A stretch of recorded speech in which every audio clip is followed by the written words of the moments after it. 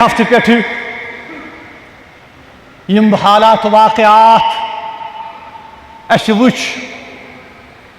شاید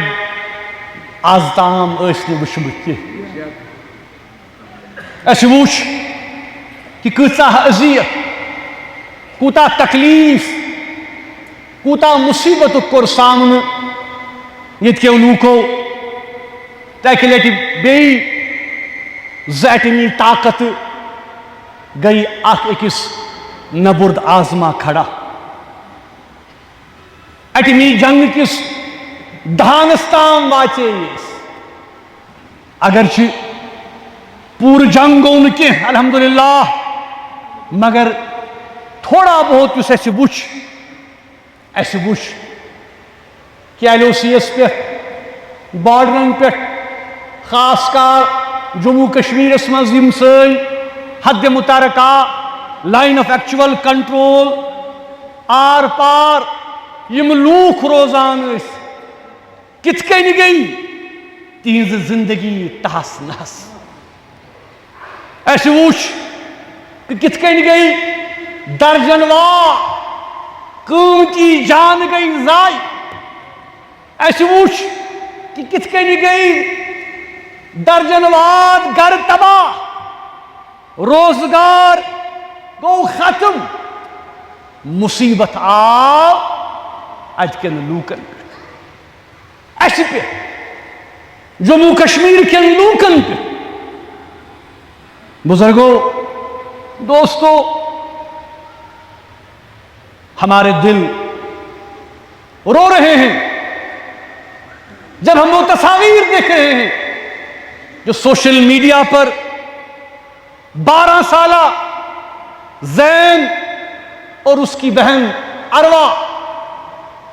ہنستے ہوئے یہ دونوں بچے کس طرح سے اس گولہ باری میں ہلاک ہو گئے ان کی تصاویر آج بھی ہمارے آنکھوں کے سامنے ہے یہی منظر آر پار تھا ہم نے دیکھا کس طرح سے آج اس کی والدہ چیخ و پکار رہی ہے اپنے ان بچوں کو ہم نے دیکھا کہ کس طرح سے ان کا والد ہسپتال میں موت و حیات کی کشمکش میں مبتلا ہے یہ سارا دکھ اور درد اور کرب دنیا محسوس کرے یا نہ کرے لیکن جموں کشمیر کے عوام جموں کشمیر کے لوگ ہمارے دلوں کو ان تصاویر نے ہلا کر رکھ دیا ہے بزرگوں دوستوں نوجوانوں دنیا دور سے دیکھ کر تبصرے کر رہی ہے تماشائی کی طرح دیکھ رہی ہے اور یہ کہا جا رہا ہے کہ جموں کشمیر ایک ایٹمی فلیش پوائنٹ بن گیا ہے کبھی بھی جنگ اٹھ سکتی ہے کبھی بھی یہ معاملہ جو ہے ہاتھ سے نکل جا سکتا ہے دنیا کے لیے یہ ایک علاقائی یا ایک ٹیریٹوریل ایشو ہوگا میں یہاں تک بھی کہوں گا کہ ہندوستان اور پاکستان کے لیے شاید یہ ایک ٹیریٹوریل ایشو ہوگا ایک زمینی مسئلہ ہوگا ایک زمینی تنازع ہوگا لیکن جموں کشمیر کے لوگوں کے لیے جو روز اول سے اس تنازع کو جھیل رہے ہیں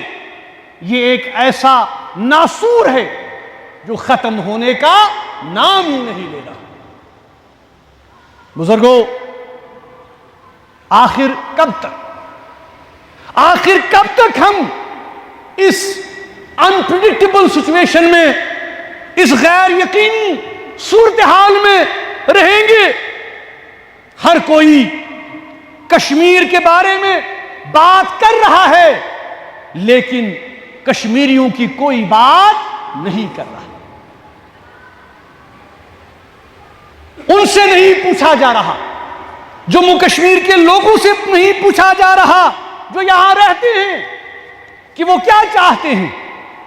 ان کے خواب کیا ہیں ان کے آئندہ نسلوں کے لیے امنگیں کیا ہیں، امیدیں کیا ہیں؟ کیا ہم کبھی سکون دیکھ پائیں گے؟ کیا ہم کبھی امن دیکھ پائیں گے؟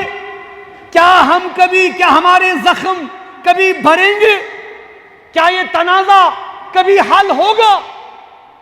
یہ ایک بہت بڑا سوال پیدا ہو گیا ہے۔ ایک ہر ایسے واقعہ کے بعد ہم دیکھتے ہیں کہ مسئلہ اور پیچیدہ ہو گیا ہے۔ فوجی برتری دکھانے کی جو پالیسی ہے وہ صرف اور صرف تباہی لا سکتی ہے، جسے ہم انگریزی میں ملٹری ون اپ مین شپ کہتے ہیں۔ اس سے ہمیں کیا حاصل ہوگا؟ جیسا کہ ہم نے دیکھا کہ اس کا فائدہ کون اٹھا رہا ہے؟ اس کا فائدہ وہ ایجنسیز اٹھا رہی ہیں، وہ فرمیں اٹھا رہی ہیں، وہ انسٹیٹیوشن اٹھا رہے ہیں جو ہتھیار بناتے ہیں، جو جہاز بناتے ہیں، جو تباہ کن سامان بناتے ہیں۔ اور آج اب ہم دیکھ رہے ہیں کہ دنیا میں کشمیریوں کی مصیبت کی کسی کو نہیں پڑی ہے،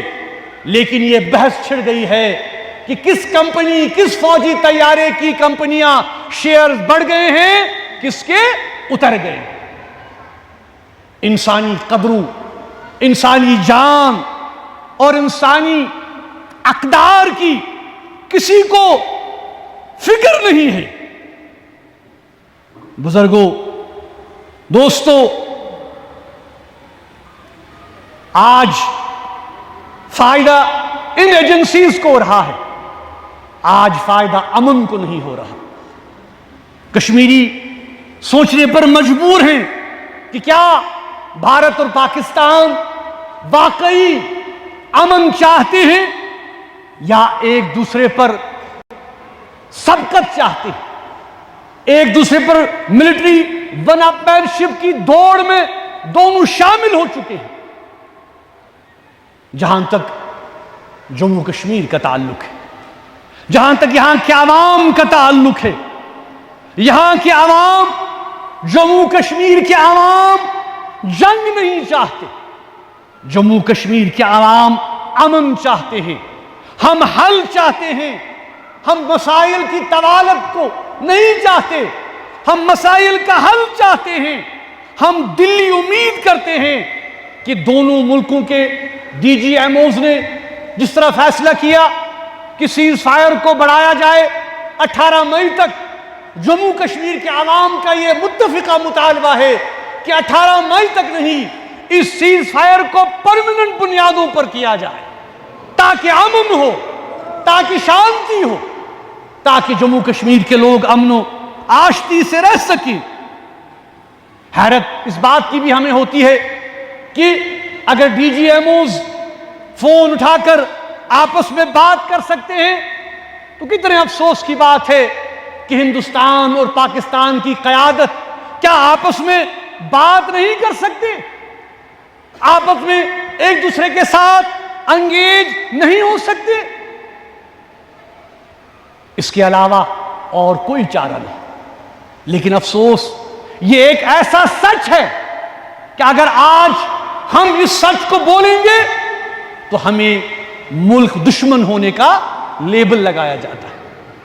یہ کتنی حیرت کی بات ہے، یہ کتنے افسوس کی بات ہے کہ جو لوگ جنگ کی بات کرتے ہیں، جو لوگ تباہی کی بات کرتے ہیں، جو لوگ میوچول ڈسٹرکشن کو انشور کرنے کی بات کرتے ہیں، وہ آج کے دور میں نیشنلسٹ ہیں۔ لیکن جو لوگ امن کی بات کرتے ہیں، انگیجمنٹ کی بات کرتے ہیں، ڈائیلاگ کی بات کرتے ہیں، ریزولوشن کی بات کرتے ہیں، وہ اینٹی نیشنل ہے۔ یہ کتنے افسوس کی بات ہے،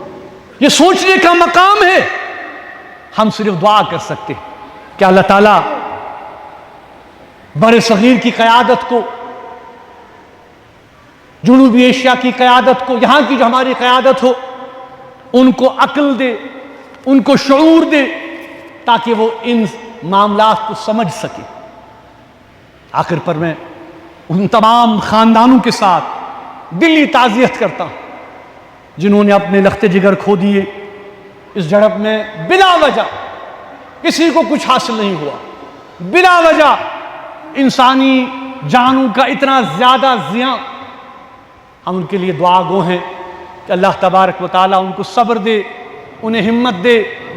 ہم سمجھ سکتے ہیں کہ ہم دیکھ رہے ہیں پچھلے 70 سال سے معاملات و واقعات، زخمیوں کو اللہ تعالیٰ شفا دے. اور ہم سب کی یہ اس وقت کوشش ہونی چاہیے کہ ہم ان لوگوں کی مدد کریں، معاونت کریں. ہمارا بھی ایک چھوٹا سا ادارہ ہے دارالخیر، ہم بھی انشاءاللہ کوشش کریں گے کہ جتنا ہو سکے ہم ان لوگوں تک پہنچیں جو اس وقت ہماری ہمدردی کے، خاص کر جو LOC پر لوگ رہ رہے ہیں، ان کی ہیلپ کے لیے، ان کی مدد کے لیے ہم سامنے آئیں. میں آپ سب سے اپیل کرتا ہوں اور حکومت سے بھی اپیل کرتا ہوں کہ ان کو اچھا خاصا معاوضہ دیا جائے تاکہ وہ اپنی زندگیاں پھر شروع کر سکیں. میں یہ بھی کہنا چاہتا ہوں کہ جیسا کہ آپ کو پتہ ہے کہ جموں کشمیر عوامی ایکشن کمیٹی پر پابندی عائد کر دی گئی ہے، اور ہم نے یہ فیصلہ کیا ہے کہ ہم اس کو اپنے طور سے، سیاسی طور سے اس مسئلے کو، اس پر جو ہمارا نقطۂ نظر ہے، ہم اپنے طریقے سے اس کو چیلنج کریں گے. کیونکہ ہمیں قطعاً یہ منظور نہیں ہے کہ جو الزامات جموں کشمیر عوامی مجلس عمل پر ایکشن کمیٹی پر لگائے گئے ہیں، اس کی قیادت پر لگائے گئے ہیں. میں نے پچھلی بار بھی کہا کہ جموں کشمیر عوامی ایکشن کمیٹی کی تاریخ بالکل عیاں ہے، اور ہم ان تمام الزامات کو مسترد کرتے ہیں جو کہ ہم پر لگائے گئے ہیں. اس حوالے سے جموں کشمیر عوامی ایکشن کمیٹی جو بھی طریقہ کار وضع کرے گی تو اس کے حوالے سے میں آپ کو آگاہ کرتا رہوں گا.